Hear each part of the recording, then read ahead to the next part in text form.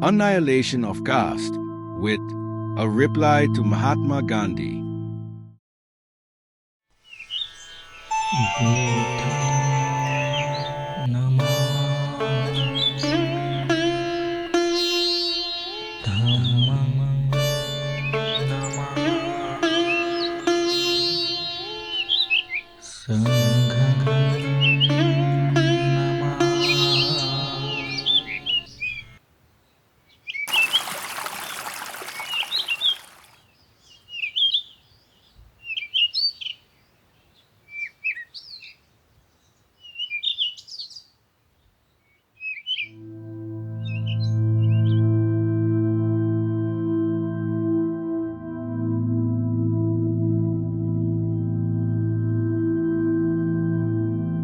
Eight, the recent discussion about the excluded and partially included areas has served to draw attention to the position of what are called the aboriginal tribes in India.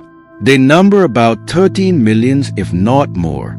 Apart from the questions whether their exclusion from the new constitution is proper or improper, the fact still remains that these aborigines have remained in their primitive uncivilized state in a land which boasts of a civilization thousands of years old. Not only are they not civilized, but some of them follow pursuits which have led to their being classified as criminals. 13 millions of people living in the midst of civilization are still in a savage state and are leading the life of hereditary criminals. But the Hindus have never felt ashamed of it. This is a phenomenon which in my view is quite unparalleled. What is the cause of this shameful state of affairs? Why has no attempt been made to civilize these aborigines and to lead them to take to a more honorable way of making a living? The Hindus will probably seek to account for the savage state of the aborigines by attributing to them congenital stupidity. They will probably not admit that the aborigines have remained savages because they had made no effort to civilize them, to give them medical aid, to reform them, to make them good citizens. But supposing a Hindu wished to do what the Christian missionary is doing for these aborigines, could he have done it? I submit not.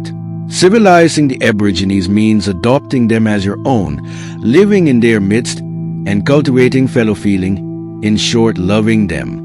How is it possible for a Hindu to do this? His whole life is one anxious effort to preserve his caste.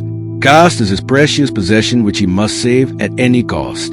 He cannot consent to lose it by establishing contact with the aborigines, the remnants of the hateful envy as of the Vedic days. Not that a Hindu could not be taught the sense of duty to fallen humanity, but the trouble is that no amount of sense of duty can enable him to overcome his duty to preserve his caste.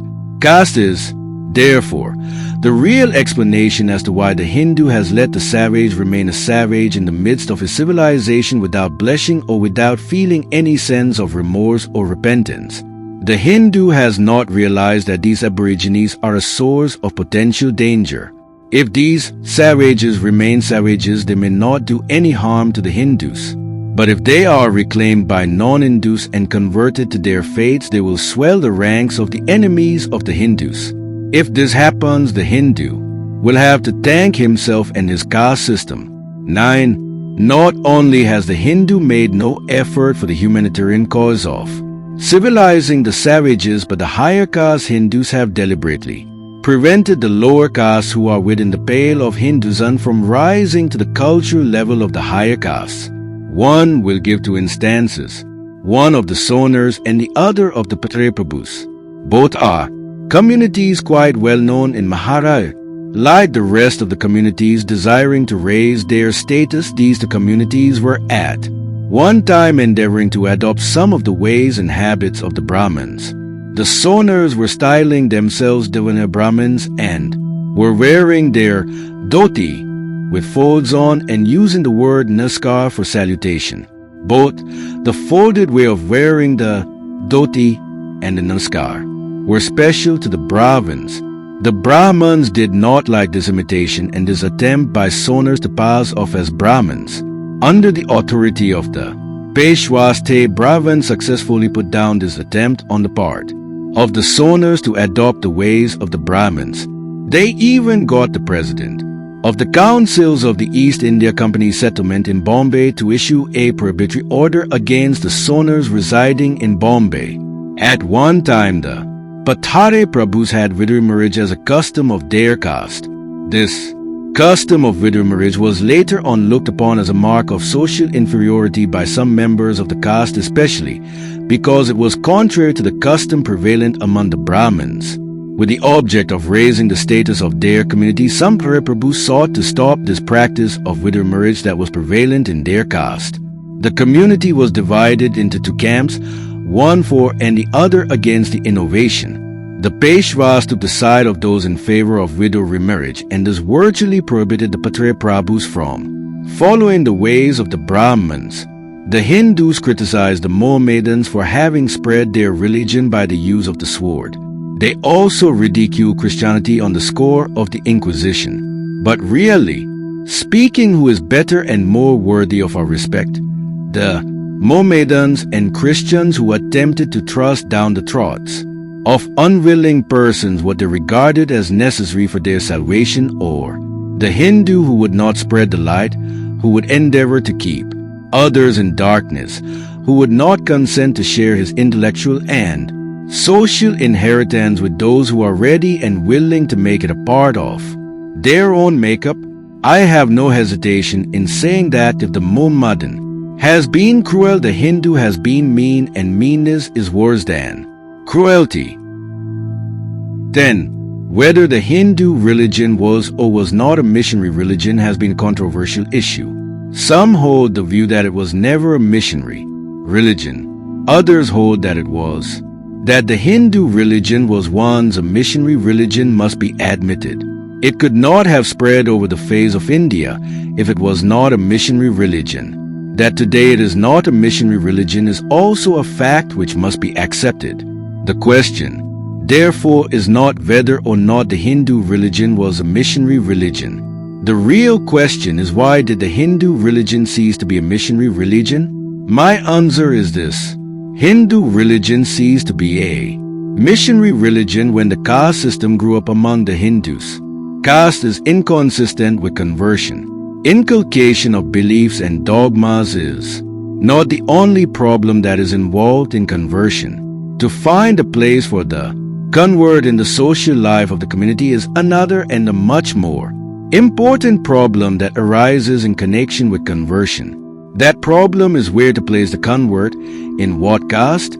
It is a problem which must baffle every Hindu wishing to make aliens converts to his religion. Unlike the club, the membership of a caste is not open to all and sundry. The law of caste confines its membership to person born in the caste. Castes are autonomous and there is no authority anywhere to compel a caste to admit a newcomer to its social life. Hindu society being a collection of castes and each caste being a closed corporation, there is no place for a convert. Thus it is the caste which has prevented the Hindus from expanding and from absorbing other religious communities. So long as castes remain, Hindu religion cannot be made a missionary religion, and Shuddhi will be both a folly and a futility. 11. The reasons which have made Shuddhi impossible for Hindus are also responsible for making Sanktan impossible.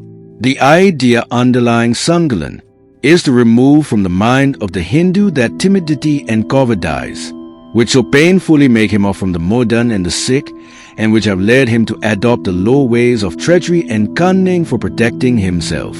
The question naturally arises, from where does the Sikh or the Mohammedan derive his strength which makes him brave and fearless?